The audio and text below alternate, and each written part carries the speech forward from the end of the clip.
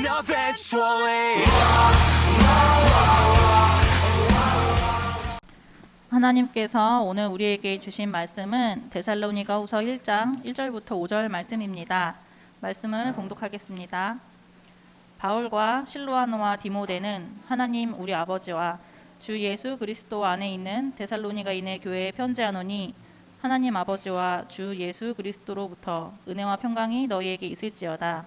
형제들아, 우리가 너희를 위하여 항상 하나님께 감사할지니 이것이 당연함은 너희의 믿음이 더욱 자라고 너희가 다 각기 서로 사랑함이 풍성함이니, 그러므로 너희가 견디고 있는 모든 박해와 환난 중에서 너희 인내와 믿음으로 말미암아 하나님의 여러 교회에서 우리가 친히 자랑하노라.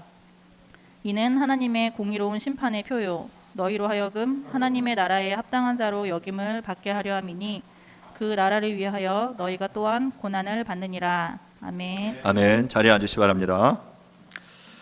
지난주까지 저희는 데살로니가 전서 말씀을 19번에 걸쳐서 함께 나눴습니다. 오늘부터는 이어서 데살로니가 후서 말씀을 여러분들과 함께 나누겠는데요. 오늘은 그 첫 부분인 1장 1절부터 5절 말씀을 통해서 하나님의 리트머스 시험지라는 제목으로 여러분들과 함께 말씀을 나누도록 하겠습니다.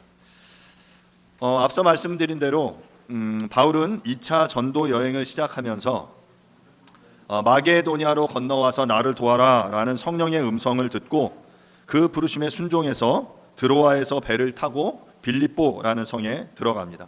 그러니까 빌립보가 이 마게도냐로 들어가는 초입에 있는 첫 번째 성이었던 것이죠.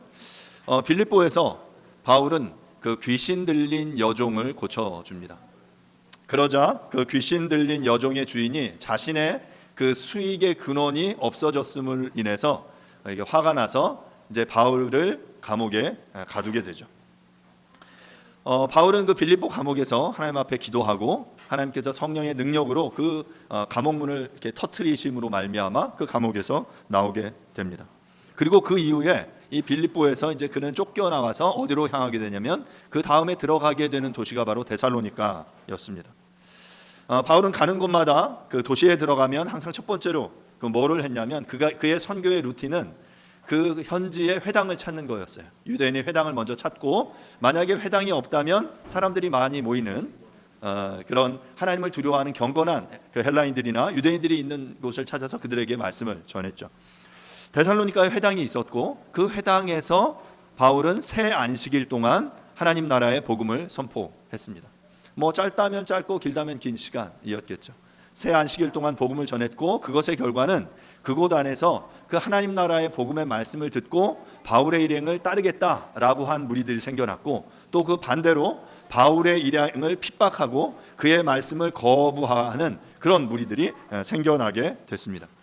그런데 문제는 그 데살로니가에 있는 유대인들 또한 하나님의 이 바울의 복음을 거절한 이들의 세력이 너무 이렇게 강력해서 그들의 반대가 너무 커서 이 바울을 핍박했는데 바울이 이제 급하게 도망을 하게 되죠.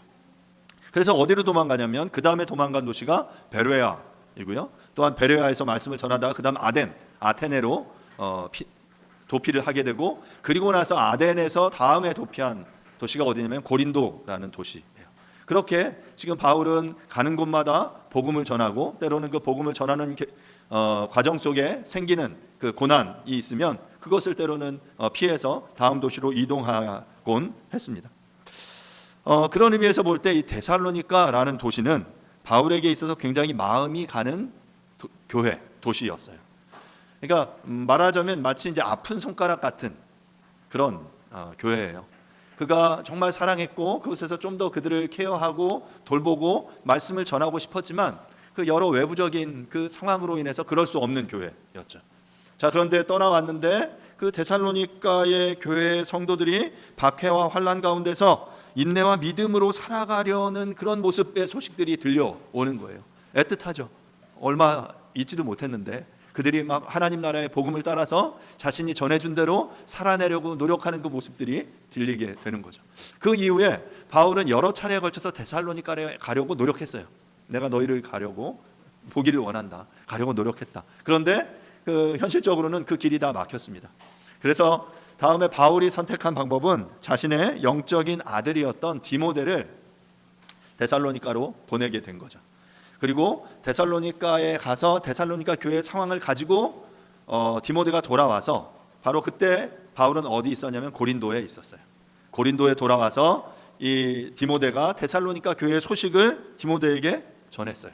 그러자 데살로니가 교회가 이렇다. 그들이 정말 믿음으로 잘 성장하고 있고 그들이 주변에 본이 되기도 한다. 하지만 또 교회 안에 이런 문제들, 이런 어려움들이 있다라는 소식을 바울이 들었겠죠. 자, 그냥 듣고 가만히 있지 않았습니다. 그 데살로니가 교회를 위해서 기도했을 뿐만 아니라 그들을 위해 펜을 들고 편지를 썼는데 바로 그게 데살로니가 전서였어요. 자, 그런데 지금 우리는 오늘부터 이제 데살로니가 후서 말씀을 함께 나누잖아요. 그러면 데살로니가 후서가 언제 기록되었는지는 분명하지 않습니다. 하지만 대부분의 많은 학자들이 뭐라고 말하냐면 첫 번째 서신이 쓰여진 지 얼마 되지 않아서 불과 2, 3개월 정도 지나서 이 데살로니가 후서가 쓰여졌을 것이다 라고 이야기를 합니다. 바울이 이렇게 신속하게 데살로니가 후서를 기록한 이유는 데살로니가 교회가 여전히 잘못된 종말론으로 인해서 혼란스러워했기 때문입니다. 앞서 이 데살로니가 전후서의 핵심 주제가 이 재림의 날, 주의 날에 대한 내용이었거든요. 왜냐하면 그것에 대한 그 거짓 가르침, 잘못된 내용 속에서 사람들이 미혹되어 혼란에 빠져 있었고, 또한 그들 중에는 뭐 뒤에 내용을 통해 3장에서 보겠지만 재림이 임박했으니 너희들 일할 필요 없다. 무의도식하며 살아가는 이들이 교회의 무리 안에 생겨나기 시작했어요. 그렇잖아요. 여러분 한번 생각해 보세요. 당장 내일 주의 날이 올 거다. 뭐 그러면 이 중에 이제 사람들이 이제 나뉘게 되는 거죠. 그래서 어떤 사람들은 내일 당장 주의 날이 오기 때문에 내가 뭔가 해야 할 일들을 더 열심히 하는 사람들이 있을까 하면, 또 어떤 사람들은 내일인데 뭐 다 때려치우고 하던 일 다 때려치우고 아무것도 하지 않는 그런 게으름을 부리는 이들이 교회 안에 생겨나게 된 거예요. 그러자 이 소식을 접한 바울은 굉장히 안타까운 마음으로 그들을 향해 이제 또 한 번의 펜을 들어서 그들을 향해 편지를 쓰고 있는데 바로 이것이 데살로니가 후서 말씀입니다.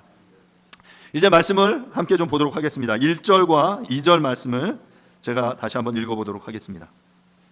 바울과 실루아노와 디모데는 하나님 우리 아버지와 주 예수 그리스도 안에 있는 데살로니가인의 교회에 편지하노니 하나님 아버지와 주 예수 그리스도로부터 은혜와 평강이 너에게 있을지어다. 그러니까 데살로니가 후서의 인사말이에요. 편지 형식의 바울 서신은 항상 이 구조예요. 인사말, 뭐 이게 한두 절 정도 들어가고, 그리고 뒤에 이제 끝 인사말이 있고 중간에 이제 본론이 들어가는 거죠. 1절과 2절은 데살로니가 후서의 인사말에 해당되는데요. 자, 그런데 이 데살로니가 후서의 인사말이 앞서 데살로니가 전서의 인사말과 거의 유사합니다. 한번 제가 데살로니가 전서 1장 1절을 한번 읽어볼게요. 바울과 실루아노와 디모데는 하나님 아버지와 주 예수 그리스도 안에 있는 데살로니가인의 교회에 편지하노니 은혜와 평강이 너희에게 있을지어다.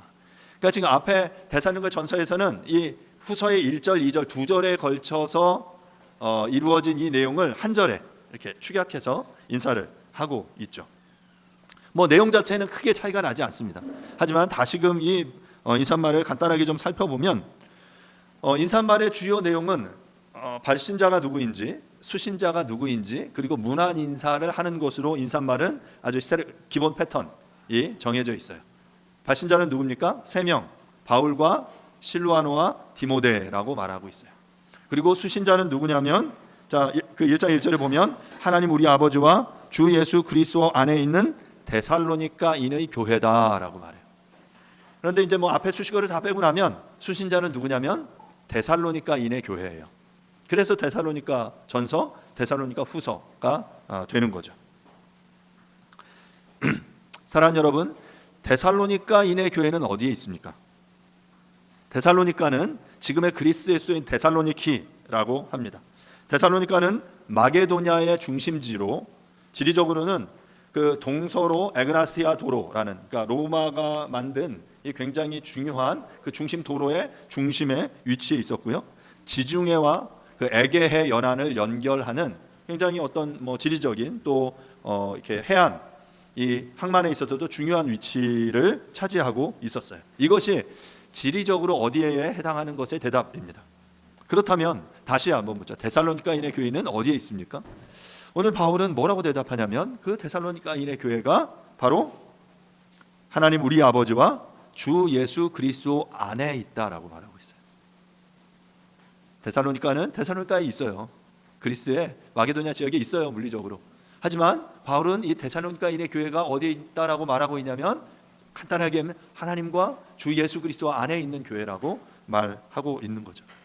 저는 이 바울의 메시지가 굉장히 중요한 이 어떤 교회의 정체성을 담고 있는 메시지다라고 생각합니다. 이것이 바로 이 땅의 교회가 가지고 있는 이중적인 정체성, 두 왕국의 정체성이에요. 교회는, 이 땅의 교회는 바로 지금 우리 마찬가지, 우리는 지금 대한민국 서울 양천구에 있어요. 더 깊은 교회가 어디 있습니까? 물어보면 저는 양천구, 이거 오목로죠. 오목로 까먹었어요. 204 2층에 있습니다. 예, 여기 보면 옆에 지금 써 있는데 오목로 42길 옆인데 오목로 몇 길이죠, 정확히? 제가 정확히 기억이 안 나네요. 오목로 204의 2층에 있습니다. 이게 물리적인 위치예요. 그리고 2층에 있죠. 그런데 다시금 우리가 묻습니다. 그럼 더 깊은 교회는 어디 있습니까? 하나님 우리 아버지와 주 예수 그리스도 안에 있습니다. 이것이 우리의 정체성이에요. 우리는 물리적으로 이 땅을 살지만 또한 이 땅 안에서 하나님 나라의 백성으로 살아내는 사람들, 바로 이게 두 왕국의 정체성이에요. 교회일 수도 있고 그게 교회를 구성한 우리들일 수도 있죠. 당신은 어디에 소속되어 있습니까? 당신은 어디를 살아가고 있습니까? 우리는 대한민국, 이 땅을 살아가고 있어요. 대한민국의 그 국민, 백성이고 시민입니다. 하지만 동시에 우리는 이 땅을 살되 하나님 나라의 백성으로, 하나님 나라의 왕국의 시민으로 이 땅을 살아가는 사람들이다라는 것이죠. 지금 바울은 지금 데살로니가인의 교회를 향해서 너희들이 바로 하나님 안에, 그리스도 안에 있는 존재들이다라고 말하고 있는 것입니다. 바울은 이렇게 이중적인 정체성을 잊어서는 안 될 것을 그들에게 말하고 있는 것이죠. 마찬가지로 우리들도 두 왕국을 섬기는 이들입니다. 대한민국이라는 땅을 살아가면서 이 땅 가운데 하나님 나라를 섬기는 자들로 살아내는 이들인 것이죠. 그리고 그러한 정체성을 가진 교회를 향해 바울이 편지를 쓰면서 바로 무엇을 구하냐면 2절에 보면 동일하게 하나님 아버지와 주 예수 그리스도로부터 나오는 은혜와 평강을 구하고 있어요. 우리는 하나님과 그리스도 안에 있으면서 또한 우리들은 이 땅을 그렇게 살아가기 위해서 하나님과 그리스도로부터 임하는 은혜와 평강이 필요한 이들인 것이죠.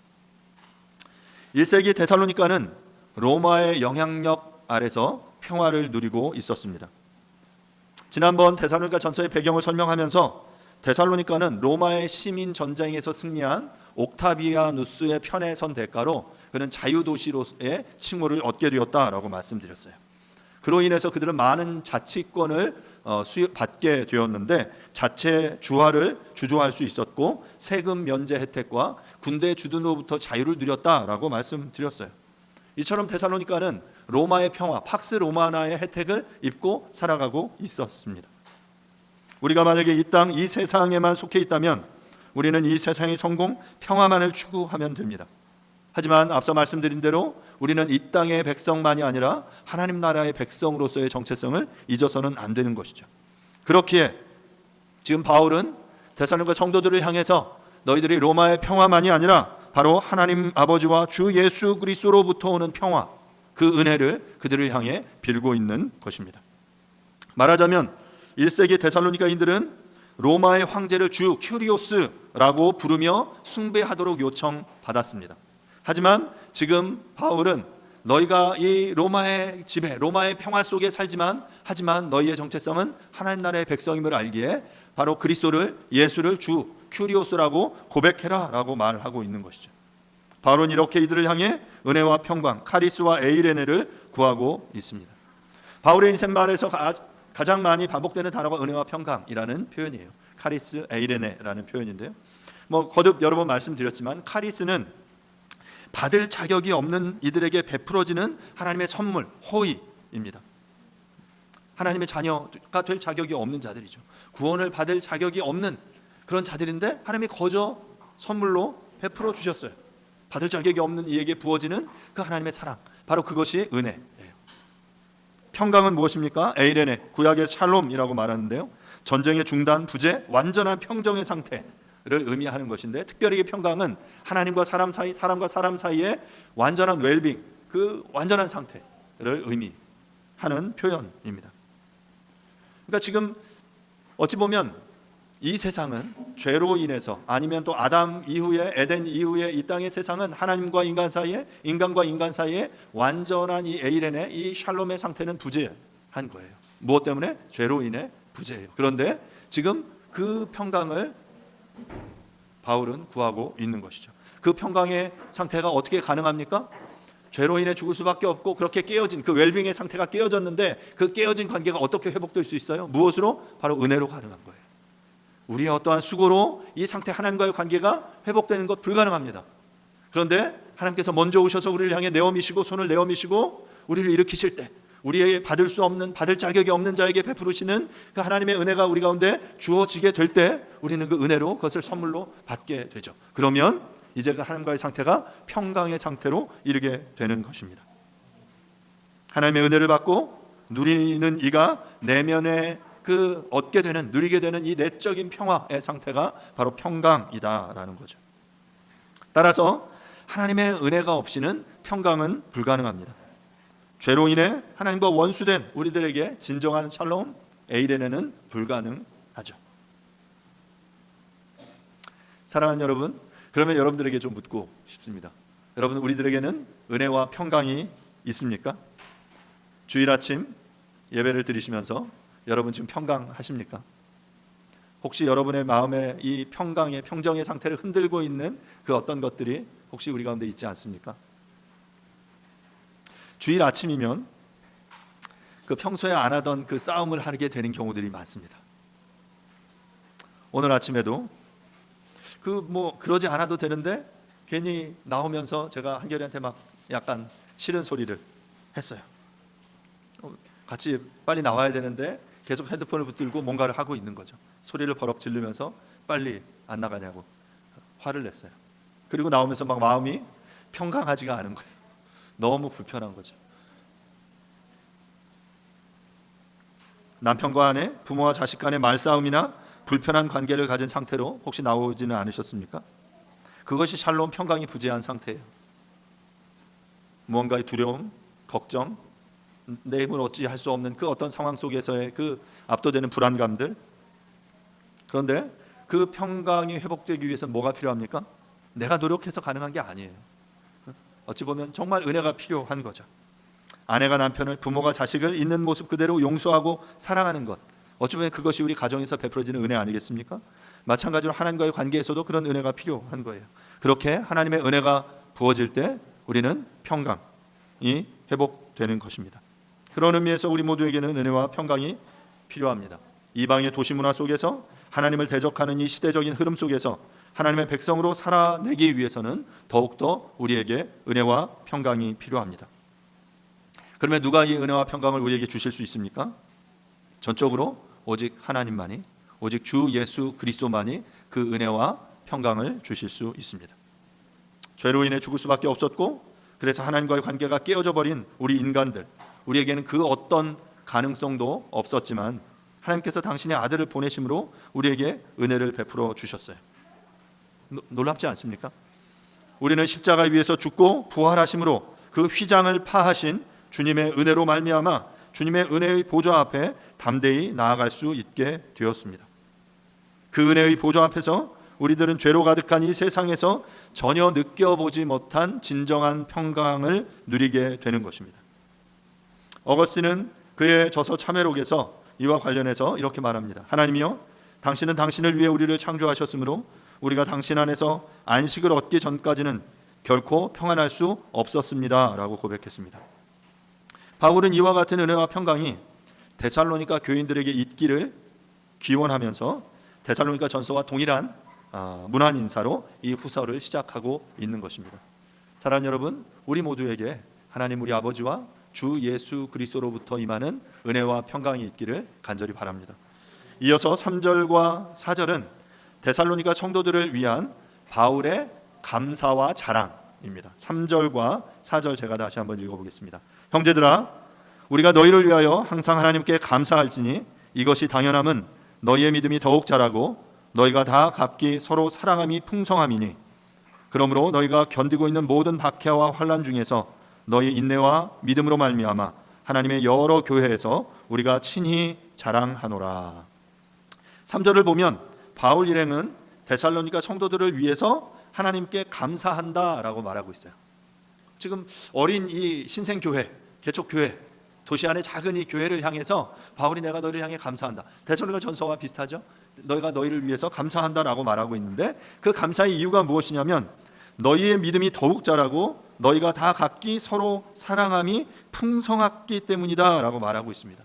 그러니까 이 바울의 감사의 근거를 아주 간단하게 설명하면 바로 뭐냐면 너희의 믿음이 자라나는 것이었고요. 너희가 서로 사랑하기 때문에 믿음과 사랑으로 인해서 바울은 지금 감사하고 있다라는 거죠.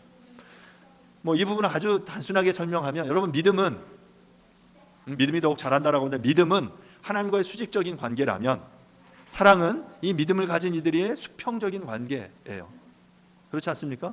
우리가 하나님을 향한 우리의 믿음이 하나님을 알아가는 지식에 자라가는 것, 하나님과의 관계가 더욱더 투명해지고 그 교제가 더욱더 풍성해지는 그것이 믿음이라면 그 믿음의 삶을 가지고 살아가는 형제와 자매들, 성도들 간에 우리 주변의 사람들에게 아니면 더 나아가서 이 교회 안의 성도들이 믿지 않는 이 세상의 사람들을 향해서 사랑을 표현하고 드러내고 나타내는 그 삶이 바로 본문에서 말하는 사랑이라는 것이죠. 그렇게 이 데살로니가 성도들이 수평적인 의미에서의 삶과 수직적인 의미에서 그들은 하나님 앞에 이렇게 칭찬받는 그 삶을 살아냈던 거예요. 자, 그런데 3절에서 좀 약간 독특한 표현이 하나 있는데요. 항상 하나님께 감사할지니 라는 표현을 쓰고 있어요. 그러니까 본문에서 감사할지니라는 표현을 한글 성경에 보면 이 표현의 어떤 이 원래의 뉘앙스가 잘 살려지지 않았는데요. 이것의 원래 이제 헬라어는 오페일로라는 표현인데 뭐뭐 해야 한다, 책임을 행하다, 빚지다라는 그런 의미가 있어요. 그러니까 감사를 너가 감사해야 하는데 감사할지니, 근데 이것이 그냥 하는 게 아니라 마땅히 해야 되고 빚진, 마치 내가 빚을 졌기 때문에 마땅히 갚아야 하는 그런 자세를 의미하는 것이죠. 마태복음 18장 28절에 이 표현이 등장하는데요. 그 종이 나가서 자기에게 100데나리온 빚진 동료 한 사람을 만나 붙들어 목을 잡고 이르되 빚을 갚으라. 100데나리온 빚진, 이게 이제 오페일로라는 표현이거든요. 그러니까 빚을 진 상태인 거예요. 여러분 이런 경험이 있지 않기를 바라지만 이런 빚진 경험이 있습니까? 대부분 여러분 은행에 빚을 지고 계시죠. 요즘 농담으로 이렇게 집을 샀다고 그래도 집이 내 집이 아니라 은행 집이죠. 여러분 빚을 지면 어떻게 됩니까?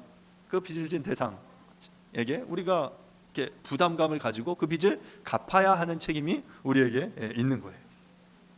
빚을 갚지 않은 상태에서는 부담감을 갖는 것이 정상이에요. 마찬가지로 이 단어 오페일로는 어떤 일을 해야만 하는 의무가 있다라는 뜻이거든요.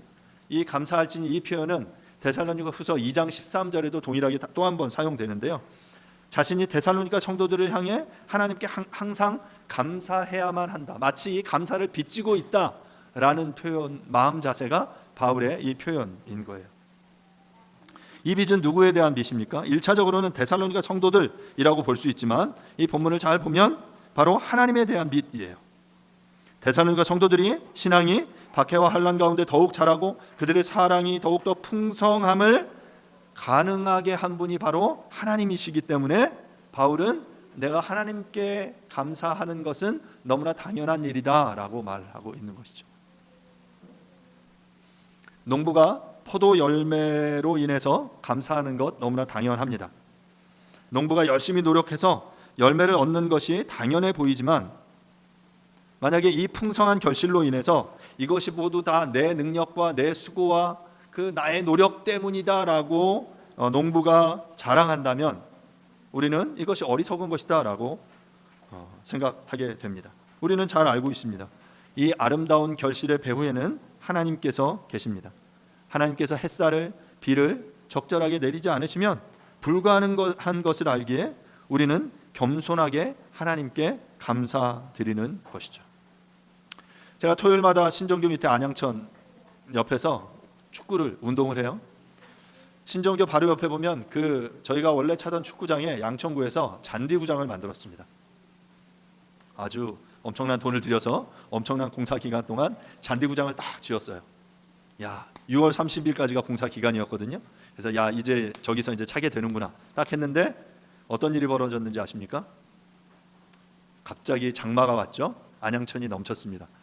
이 완전히 그 잔디구장이 완전히 세팅이 다 됐다가 이게 다 들떠가지고 이 밑에 그 인공 잔디가 다 뭐 설명하기 어려운 이 울룩불룩한 상태가 되어 버렸어요. 인간의 계획으로는 딱 이게 세팅해서 6월 30일 되면 그 이후에 딱 공사해서 사용하면 된다라고 생각해서 만들었을 거예요. 그리고 그 공사 기간도 그거에 딱 맞춰서 진행이 됐어요. 그런데 딱 맞춰서 이제 장마가 온 거죠. 비가 엄청나게 오고 안양천이 한번 넘치자 모두가 다 수포로 돌아가게 된 것이죠. 언제 다시 개장될지 잘 모르겠어요. 옆에 계속 지금 공사는 하고 있는데 아마 또 몇 개월 더 걸리겠죠. 우리가 농사를 짓고 일을 하고 또 자녀를 양육하는 이 모든 것 속에서 우리의 계획과 우리의 생각대로 됐고 또 그래서 아무 일이 없다. 내가 잘해서 그래. 내가 아이를 잘 키워서 내가 아이를 잘 양육해서 그 가르쳐서 이런 거야 라고 자랑할 수 있습니까? 그럴 수 없어요. 농부가 포도열매 내 수고 때문에 된 거야 라고 감히 자랑할 수 있겠어요? 아니에요. 하나님이 적절하게 비를 내리시고 또한 그들에게 햇살을 부어주시지 않으면 모든 것이 허사임을 압니다. 마찬가지로 우리의 삶의 모든 것이 우리의 삶의 그 관계에 둘러싼 모든 것이 하나님의 은혜가 아니고는 우리가 아무것도 할 수 없다라는 사실을 인정하는 것이죠.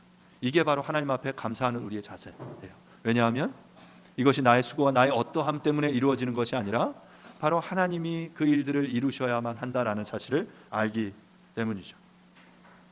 바울은 알고 있었어요. 바울은 이 데살로니가 성도들의 믿음이 자라고 사랑이 풍성함이 바로 하나님께로부터 난 것임을 알았기에 그는 하나님께 감사의 빚을 지고 있다고 또한 감사하는 것이 마땅하다라고 말하고 있는 것입니다. 자, 이렇게 하나님께 감사하는데 무엇을 감사했냐면 믿음이 더욱 자라는 것을 인해 감사했습니다. 이 성경을 이렇게 읽다 보면 성경을 뭐 이렇게 좀 더 이렇게 연구하다 보면 어떠냐면 우리가 이제 1차적으로 한글 성경을 읽잖아요. 한글 성경을 읽고 그 안에 주는 그 어떤 메시지를 우리가 묵상하고 그래서 그 뜻을 이렇게 밝혀내는 것 굉장히 중요해요. 하지만 조금 더 우리가 전문적으로 성경을 연구하기 위해서는 이 원래의 성경의 의미가 무엇인지를 이렇게 조금 더 면밀하게 보는 것이 필요합니다. 그러려면 이렇게 1차 자료에 접근을 해야 되는데 특별히 더욱 잘하고라는 표현도 우리가 이 헬라어 원어를 조금 이렇게 유의 깊게 보지 않으면 그 어떤 그 뉘앙스를 이렇게 알기는 쉽지 않은 표현이에요. 이 더욱 잘하고라는 이 헬라어 표현은 휘페라옥사네이라는 표현인데요. 휘페라옥사노 원형은 휘페라옥사노인데 이것은 이 두 개의 단어의 합성어예요. 휘페르라는 무엇을 초과하여 무엇을 넘어서서라는 휘페르라는 단어와 이 아옥사노라는 표현이 자라다 번성하다라는 뜻인데요. 그러니까 이 말 뜻을 그대로 이렇게 연결시키면 지나치게 엄청나게 성장하고 번성하고 자라가는 것을 의미하는 표현이에요. 그러니까 지금 이 표현은 그런데 신약 성경에서 여기 한 번만 딱 등장해요. 그러니까 지금 신약의 많은 교회들이 하나님의 믿음 안에서 자라갔거든요. 그리고 성장해 갔어요. 하지만 바울이 유독 이 데살로니가 교회만을 향해서 휘페라옥사노라는 이 표현을 사용하면서 이들이 엄청나게 지나치게 그들이 굉장한 속도로 믿음 안에서 장성했다, 성장했다, 자라가고 있다라고 말을 하고 있는 것이죠. 데살로니가 교회는 바울이 상상한 것 이상으로 그 믿음이 급속도로 성장한 것입니다. 이것의 핵심이 제가 1장 그 전서의 내용을 다루면서 데살로니가 현상이다라고 말씀드렸죠. 말씀이 선포되고 그 말씀을 듣고 그 본을 받고 본이 되는 삶을 통해서 그 영향력이 미쳐지는 이 현상이 데살로니가 현상이다라고 말씀드렸는데 바로 이러한 모습들이 교회 안에서 온전하게 드러남을 통해서 교회가 믿음이 더욱더 성장하여 자라갔던 거예요. 그런데 여러분 잘 생각해 보시면 바울이 쓴 바울 서신이 굉장히 많잖아요. 대부분의 바울 서신은 갈라디아서, 빌립보서, 에베소서 다 도시 교회를 향해 쓴 편지다라고 말씀드렸죠. 바울이 전한 복음이 각 도시마다 달랐을까요? 그런데 결과는 다르게 나타납니다. 바울은 동일하게 하나님 나라의 복음을 각 도시마다 선포했는데, 그런데 그 말씀을 받는 그 도시의 성도들의 상황, 그들의 어떤 상태에 따라서 그것들은 다르게 작동했죠. 다른 결과로 나타났고, 특별히 데살로니가 교회의 성도들은 바울의 이 말씀을 받고 믿음에 더욱 자랐다라고 말하고 있는 것입니다. 이 표현은, 더욱 자라고라는 이 표현은 현재 직설법 표현이에요. 성장이 멈추지 않고 지금도 계속되고 있음을 강조하는 표현이에요.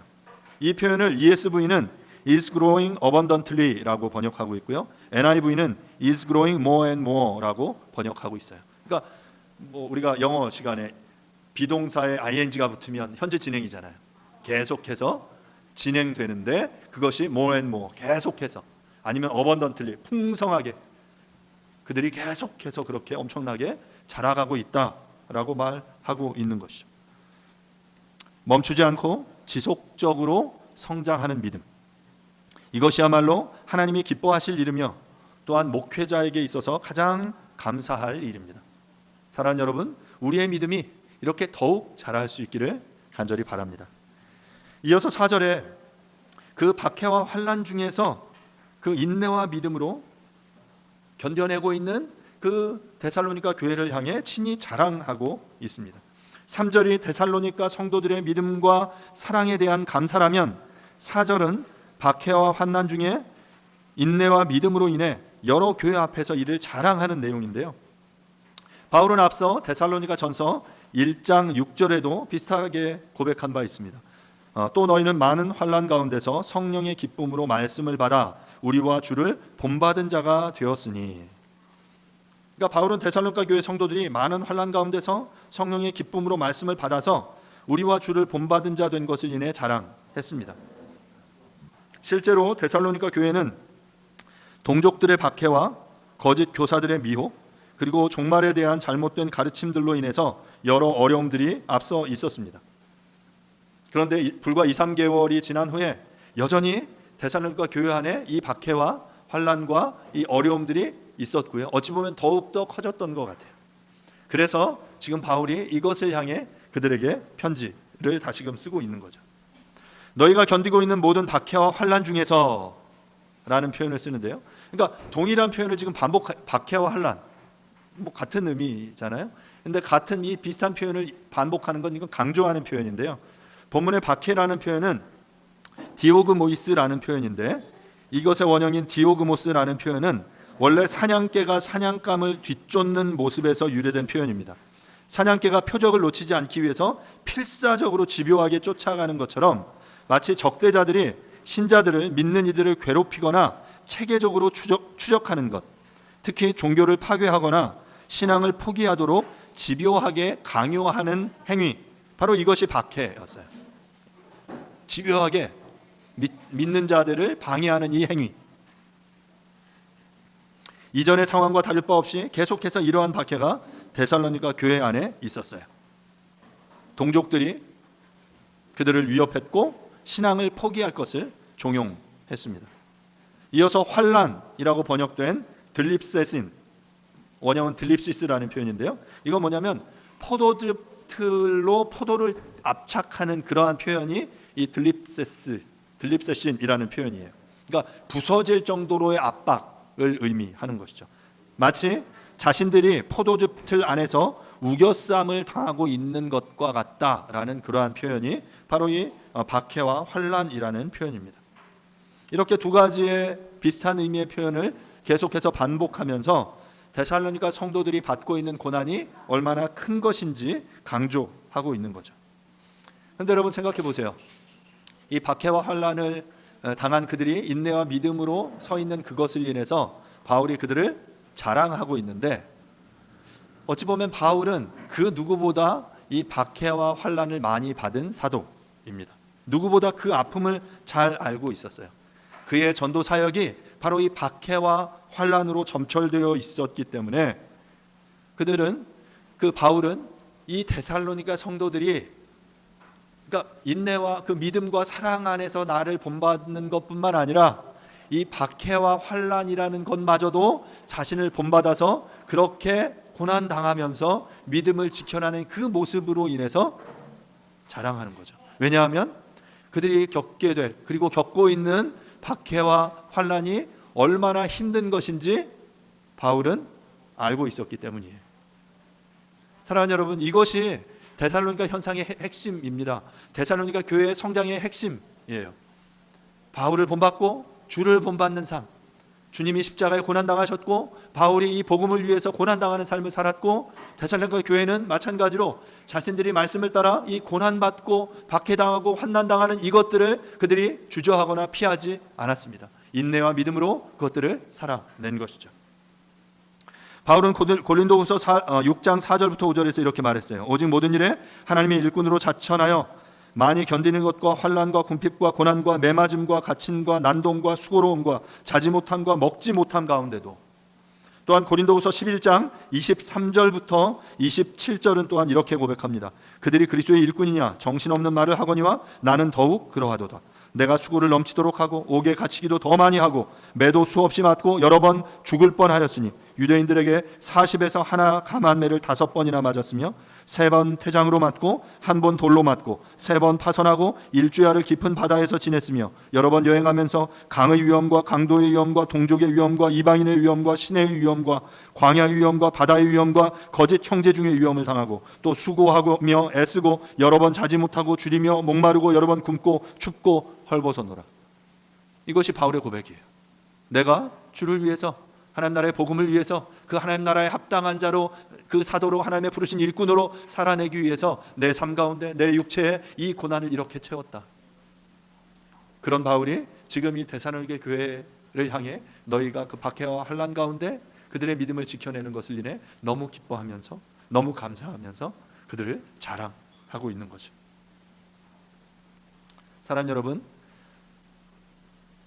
사도들은 아니면 정말 그 하나님의 일꾼 목회자들이 자랑하는 것은, 자랑할 만한 것은 우리의 성도들이 정말 성공해서 잘 먹고 잘 사는, 성공하는 것, 물론 그 자랑할 수 있겠죠. 우리 교회 성도가 이렇게 잘 됐어, 성장했어, 뭐 사장이 됐어, 뭐 이렇게 좋은 직장에 취업했어, 뭐 아이들이 이렇게 잘 됐어, 자랑할 수 있죠. 하지만 더욱 더 자랑할 것은 박해와 환난 가운데 믿음을 지키며 살아내는 거예요.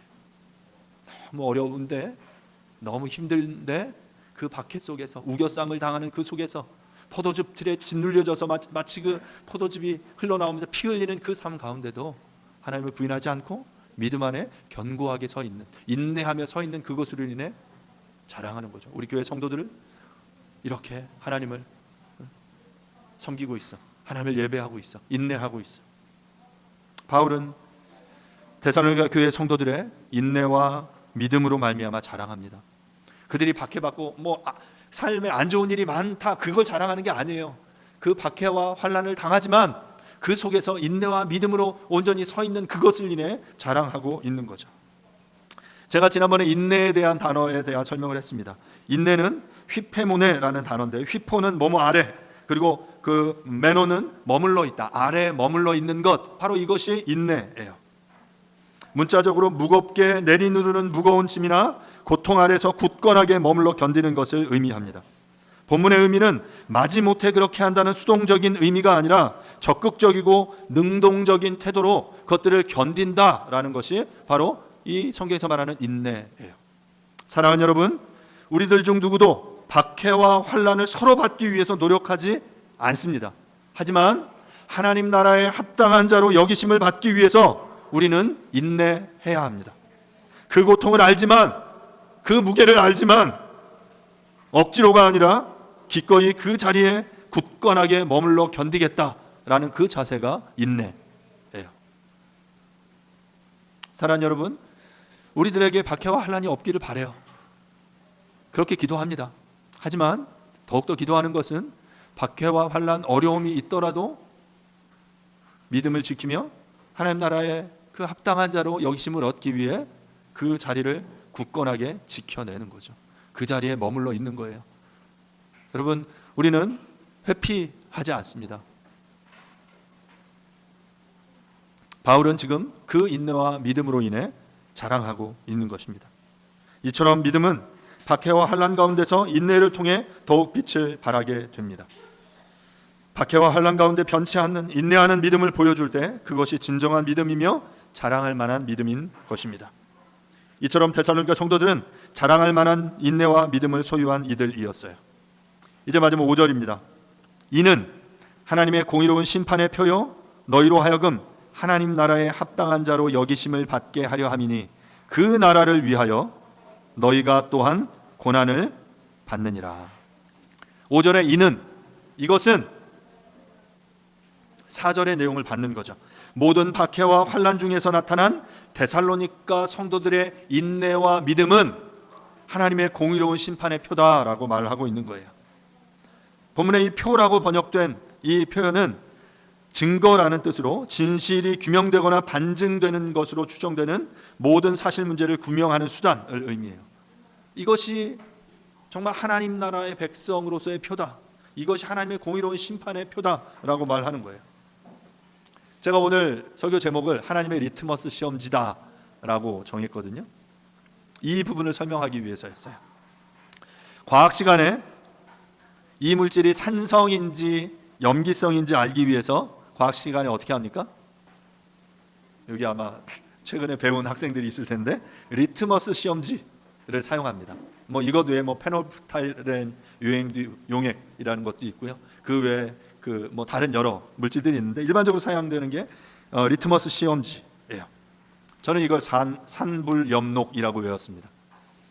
산에서는 붉게 반응하고 염기성에서는 녹색 내지는 푸른색으로 반응하는 게 이 리트머스 시험지의 그 효과예요. 리트머스 시험지에 어떤 용액을 떨어뜨려요.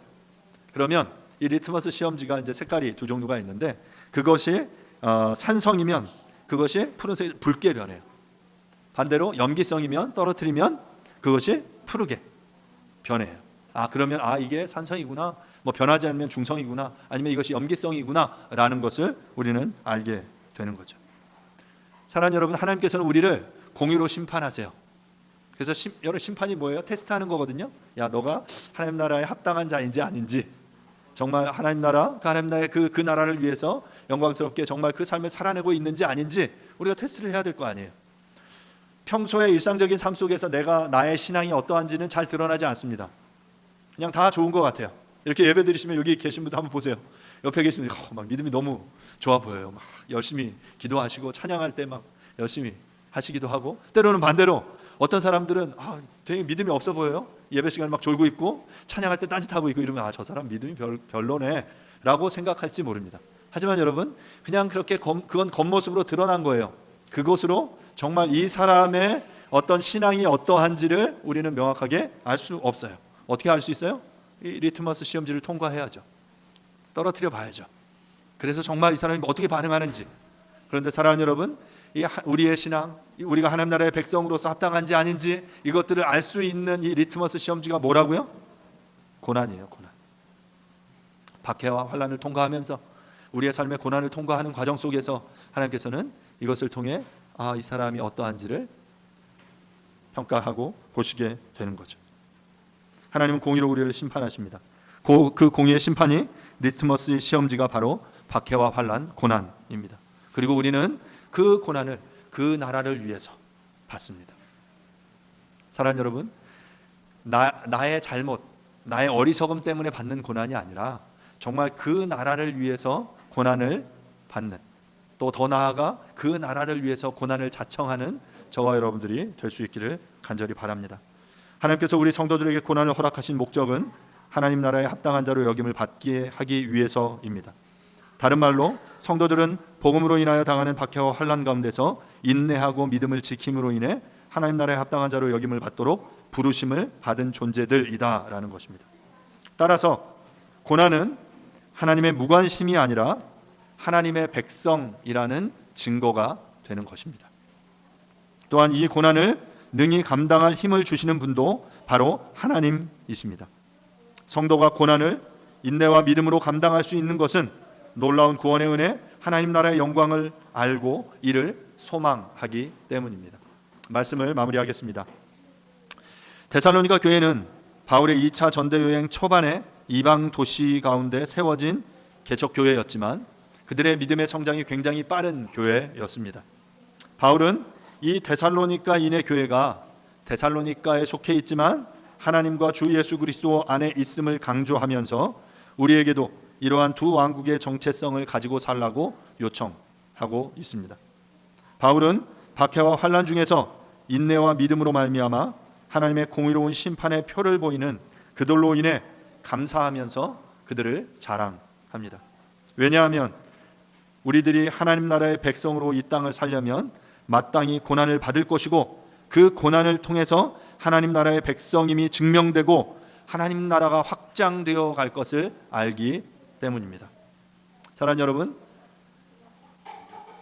여러분이 또한 저의 감사와 저의 자랑이 되어주시기를 바랍니다. 사랑하는 여러분, 하나님의 리트머스 시험지인 그 고난을 통과하여 하나님 나라에 합당한 자로 여기심을 받고 그 나라를 위해 받는 우리의 고난을 인내와 믿음으로 견뎌낼 수 있기를 간절히 바랍니다. 그 시험을 통과하고 있는 혹은 그 시험을 이미 통과하신 여러분들을 환영합니다. 하지만 그 인내와 믿음의 삶이 결코 쉽지는 않을 거예요. 그래서 우리가 함께 공동체가 필요한 겁니다. 함께 그 길을 걸어가는 거죠. 서로 격려하며 때로는 피 흘리고 때로는 땀 흘릴 때 우리가 그 피를 땀을 닦아주고 격려하고 일으켜 세우고 그 길을 함께 가는 거죠. 그 믿음의 싸움 가운데 여러분들이 함께 한 걸음 한 걸음 걸어갈 수 있게 되기를 간절히 바랍니다. 함께 기도하겠습니다. 이 시간 함께 말씀을 생각하시면서 기도하실 때 하나님, 나에게 주어진 이 리트머스 시험지, 이 하나님의 이 공의의 심판의 이 표를 내가 잘 통과할 수 있도록 도와주십시오. 하나님 나라에 합당한 자로 여기심을 받게 해주시고 또한 더 나아가 그 나라를 위하여 그 고난을 받게 해주십시오 라고 이 시간 함께 말씀을 생각하시면서 조용하게 한번 통성으로 기도하도록 하겠습니다. 기도하겠습니다. 하나님, 그러므로 너희가 견디고 있는 모든 박해와 환난 중에서 너희 인내와 믿음으로 말미암아 하나님의 여러 교회에서 우리가 친히 자랑하노라. 이는 하나님의 공의로운 심판의 표요 너희로 하여금 하나님의 나라에 합당한 자로 여김을 받게 하려 함이니 그 나라를 위하여 너희가 또한 고난을 받느니라. 주님, 그 하나님 나라에 합당한 자로 여기심을 받기를 간절히 원합니다. 또한 그 나라를 위하여 우리가 또한 그 고난을 받기를 간절히 원합니다. 쉽지 않지만 때로는 우리 앞에 펼쳐진 박해와 환난이 고난, 우리가 회피하고 싶은 것이 사실이지만 하지만 우리가 그것들을 회피하지 않고 인내와 믿음으로 살아낼 수 있도록 주님 은혜 베풀어 주시옵소서. 우리의 힘으로 우리의 능력으로 불가능합니다. 주님, 주께서 우리에게 은혜를 주셔야만, 주께서 우리와 함께 하셔야만 우리가 이 믿음의 싸움 살아낼 수 있습니다. 주님, 그 하나님의 리트머스 시험지를 통과하여 정말 하나님 앞에 합당한 자로 여기심을 받는 우리 모두가 되어질 수 있도록 주여 은혜를 베풀어 주시옵소서. 예수님의 이름으로 기도합니다. 아멘. And eventually